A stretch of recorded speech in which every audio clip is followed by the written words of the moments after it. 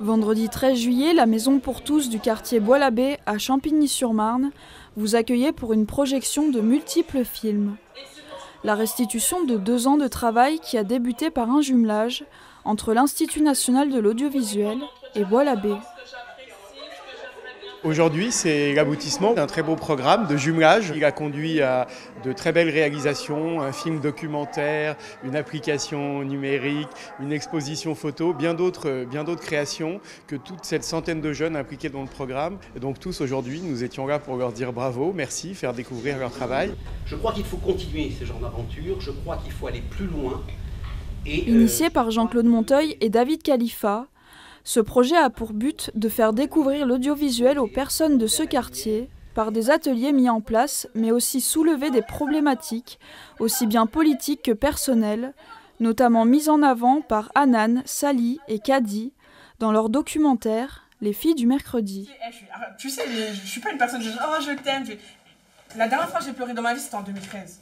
Pour dire, c'est très bien, je suis pas très larme et tout ça. Comment on prend conscience de son image, de ce que peut dégager une image, et surtout voilà, le fait d'être photographié et tout d'un coup de voir son image projetée, qu'est-ce que ça déclenche, qu'est-ce que ça raconte, apprendre à se regarder, voilà ce qui s'est passé pendant 2 ans, et puis tout le plaisir que ça a d'être reconnu. Et je sais pas comment expliquer ça, mais ouais, de la maturité. Leur susciter on va dire nos passions, nos métiers, nos compétences. Voilà, peut-être faire découvrir un petit peu ce que je fais depuis 15 ans en fait dans l'audiovisuel.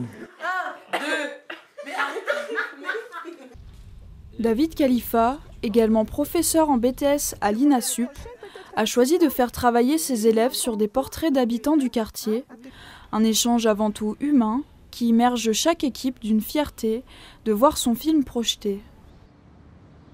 Le jour d'anniversaire de mon mari, c'est le 8 octobre.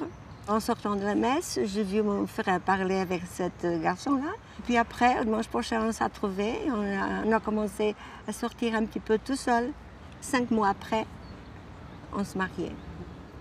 On va laisser un temps aux femmes d'expliquer qui elles sont et de montrer leur environnement sans pour autant imposer une image aux spectateurs.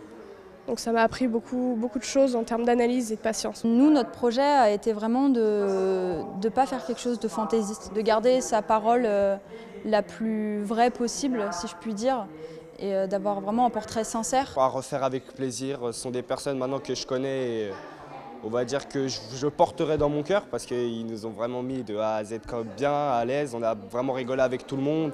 On s'est même partagé une petite pizza à la fin avant de partir et à recommencer, pourquoi pas. C'était une première de l'exercice pour moi de faire un portrait et du coup il a fallu que je trouve comment approcher cette réalisation et en fait c'est venu d'une idée toute bête que j'ai eue de filmer des détails du décor, mettre en parallèle la personnalité qu'on avait à filmer et en fait le décor dans lequel elle évolue et montrer son rapport avec la cité.